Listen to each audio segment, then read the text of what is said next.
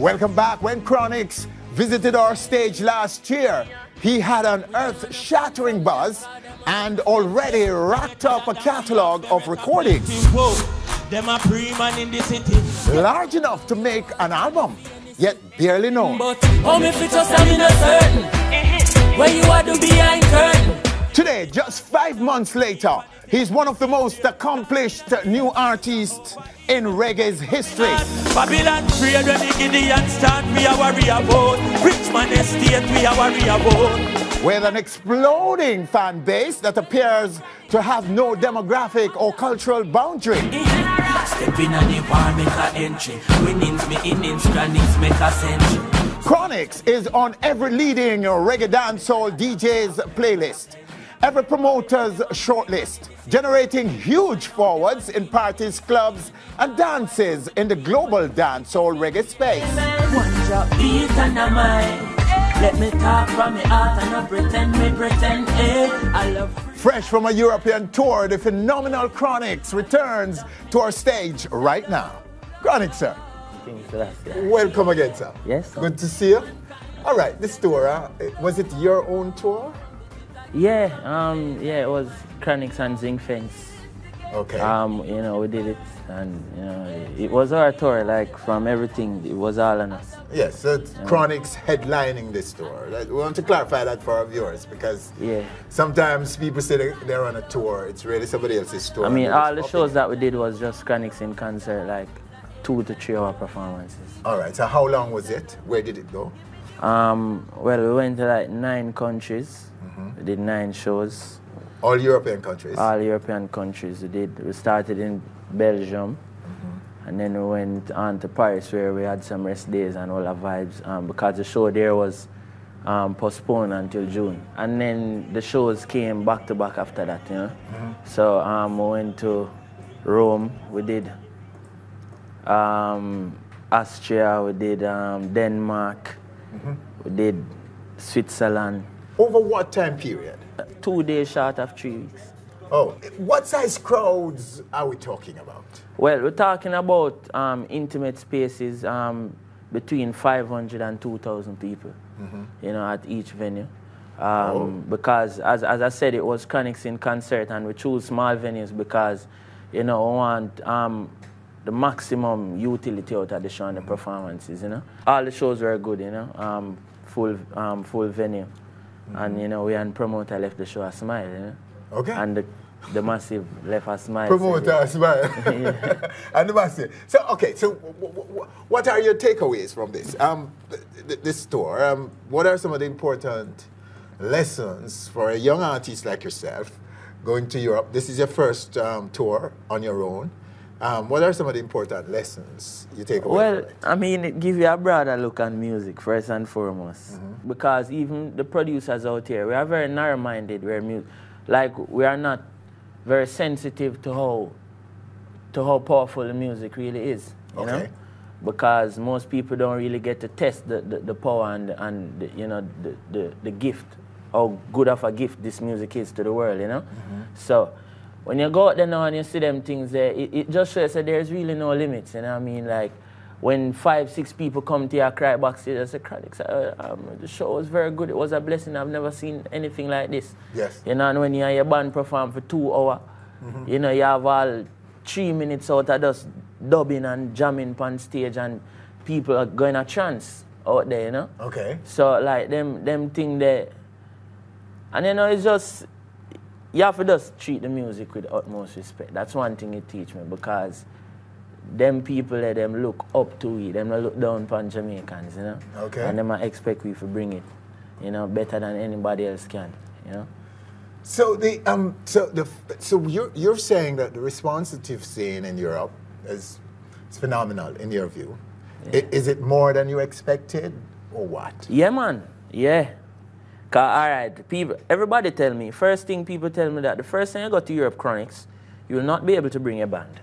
So, and then I say, why I can't bring my band, you know? And we were supposed to do a European tour from last year, you know? And I say, I can't go without my band, you know? So this year we fight it, and Zinc Fence pushed for me to have my band there. So it's not necessarily like any promoter bring us there with our band, you know? It's we creatively harness the little resources and get the band over there. And like, I mean, after what we did, I doubt anybody will ever call me asking me to perform without the band. You know what I mean? So, we and Zing Fence will go over there, and I mean it, from I come out of the airport to see this big bus with Chronixx on the side, I'd stay so wait for me, and I said, Jesus have mercy, man. Selassie, I really, you know, open up a door for the youth them, and the youth them have to understand, say, no make nobody tell you, say, you're too young and your career not reach to say it. You know, you have to make sure your first move is at a level so it can only get bigger from there. Because if people say in a very shabby way, them say first impression last, you know. So me step out in Europe the first time with this big pretty Benz bus, I wait for me and the band. And, you know, give thanks to Jaliv, you know, and, you know, Jaliv and Zing Fence really put it together and make it work. You know, every step of the way it was just me, Zing Fence, professionalism straight. And you are doing 2-hour performances. Yeah, every night. Chronixx. Every night we work 2 hours. And when we work 2 hours, the people them cry and say them not going home. All your material. All my material. And except for the little part them, because me is a man, we know we are movement people. Yes. And anyway, Kabaka go I chip in a little piece of Chronixx, and I chip in a little piece of Kabaka, and I give them a little piece of Tony Rebel in a Smile Jamaica, and I give them a little piece. But you know, it's just for sure that the music is one. Absolutely. You know, and I'm not separate from Tony Rebel and Kabaka and Protege. All of we are one music we are sing. It's just the art of performance, you know, and the art of delivery. Okay. Me, we give them a little piece of interlude or an intro to my song where that alone mash up the crowd. Okay. And that is not a song, that is a piece composed by the band.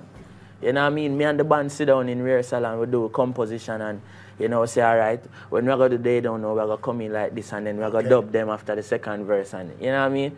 So it's like, and that was one of the, you know, popular reviews we got from, you know, all the interviews that we did. So you were engaging your audience, you're making sure that you just like when attention. you go watch Stevie Wonder and when you go watch Luther Vandross, and you have a same thing. Okay. All right, Chronixx, sum up for me the last 6 or so months of your career. Well, I mean, it has been good for me. Yes. But on the business side of things, you know, things get really sticky, and on the managerial side of things, it get a little sticky sometimes, because it's rough. And the reality is, Zing Fence, we are a young team. This is our first time doing what we're doing, you know what I mean? It's rough in terms of what? It's rough in terms of for exercise diplomacy every time, because that's one thing that is requisite coming into music. You have to know to exercise diplomacy every time. Not just today and then tomorrow you can be shabby. You have to do it every day. So you're calling that a prerequisite for an artist? Yeah, coming into music, you know, prior to coming, you can't develop professionalism after. Okay.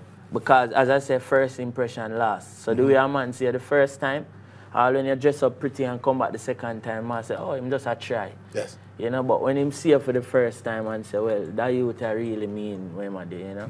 So, I mean, that's one of the biggest challenges for us, but we have managed to, you know, keep the thing together. And so while you're owning the space and exploding in our face in Jamaica and in the reggae dancehall space, you were grappling with these things, with yeah, getting, I mean, well, anybody tell you that them don't do this, probably have a manager who have been doing it for 50 years. Okay. You know, which, I mean, very little artists have that luxury. You know what I mean? But it is a luxury, and it is also something bad at the same time, because that don't allow new blood to come into the music. Yes. So you have to have new youth come in, make them make a mistake and correct it fast, learn what them do. So 50 years from now, them can be the experienced people. Many people are Chronixx. Many people are surprised when they learn of your age. That you're just turning, what, 20 now? Why though? They're surprised about your intellect, your coolness, your understanding of the business of music, your discipline, your style, your everything. People are surprised. How do you respond to that? I have 3 parents. My old granny, my mother, my father. And I 3 old soul them, you know? Okay. Them raised me a certain way where them say, You know, you have to be reliant, you have to be self-reliant. And it's only political life skills them teach me growing up where most youths, because them parents love them so much, you know, forget to teach them and do it for them, you know? Okay. So, my parents never do it for me. Like, my mother wasn't the mother who get up and cook breakfast. I think me said this the last time I come. So, I mean, that account, my mother said, well, learn to fry like an egg then, since I say want egg. You know, fry egg. Okay. And like, now, we're in a Rastafari now, we see where cooking is a great thing. Because even when they're in Europe, we look a place with the stove. Let's get up and blaze fire, because no food not there. Okay. For I and I. You know? So when you not have a chef or them thing there around, you know, you can be self-reliant to say that. You know? So much of the wisdom of the elders yeah, man, and if you, all right, notice my friend them. My friend them in a music, a Leroy siblings. Yes. Like literally, me not call nobody else and reason with them. Different from the musician them. You know, like all the Zing Fence man them and Notice man them and C-Sharp man them. Them man there like in a Raging Fire man them. The musician them are my brethren, but if you notice my brethren them, Dan Carlos can call me. Leroy siblings, me call Leroy siblings and reason with him. My father, Chakula, Gabby Selassie, you know. Anyway, I see Freddie McGregor, I them man them want go around because these people are people who are ahead of me, not just 10 steps, but 1 million steps ahead of Chronixx. So them me a follow.